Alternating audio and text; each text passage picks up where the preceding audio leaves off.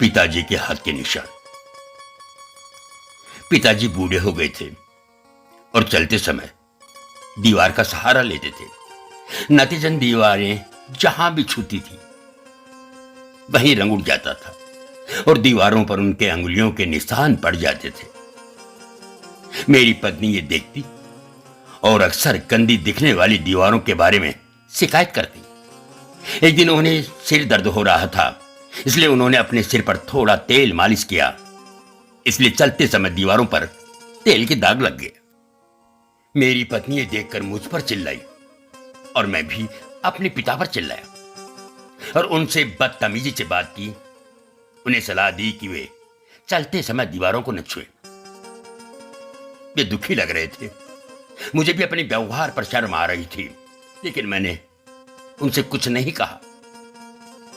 पिताजी ने चलते समय दीवार के पकड़ना बंद कर दिया और एक दिन गिर पड़े। वे बिस्तर पर पड़ गए और कुछ ही समय में हमें छोड़कर भी चल दिए। मुझे अपने दिल में आत्मबोध महसूस हुआ और मैं उनके भावों को कभी न भूल पाया और कुछ ही समय बाद उनके निधन के लिए खुद को माफ नहीं कर पाया। कुछ समय बाद हम अपने घर की पेंटिंग करवाना चाहते थे। जब पेंटर आए तो मेरे बेटे ने, जो अपने दादा को बहुत प्यार करता था, पेंटर को पिता की फिंगरप्रिंट साफ करने और उन जगहों पर पेंट करने की अनुमति नहीं दी। पेंटर बहुत अच्छा था। उन्होंने उसे भरोसा दिलाया कि वे मेरे पिता के फिंगरप्रिंट, हाथ के निशान नहीं मिटाएंगे, बल्कि इन निशानों के चारों ओर एक सुंदर घेरा बनाकर एक अनूठी डिजाइन बनाएंगे। इसके बाद यह सिलसिला चलता रहा और वे निशान हमारे घर का हिस्सा बन गए। हमारे घर आने वाले हर व्यक्ति हमारे अनोखी डिजाइन की प्रशंसा करता था। समय के साथ मैं भी बूढ़ा हो गया।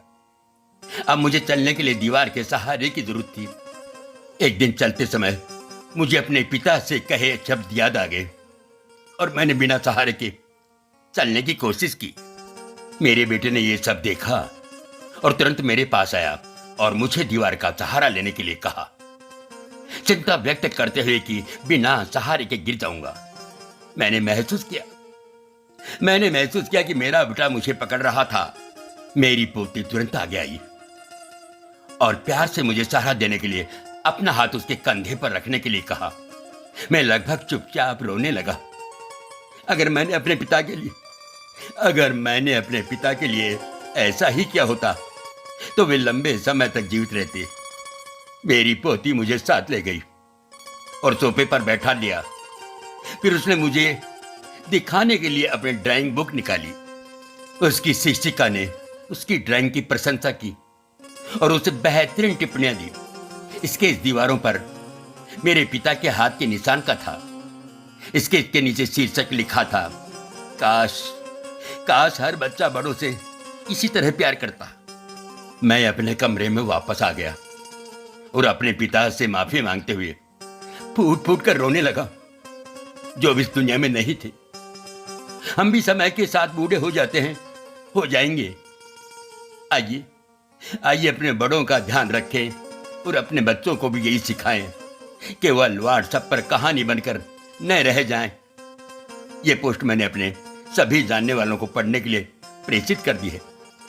आप भी चाहो तो ऐसा कर सकते। मैंने समझ लिया था कि उम्र के साथ ये सब कुछ होता रहता है। जो मेरे पिता कर रहे थे, आज वही मैं कर रहा हूं। लेकिन मेरी औलाद ये सब समझ रही है और मुझे टोक नहीं रही।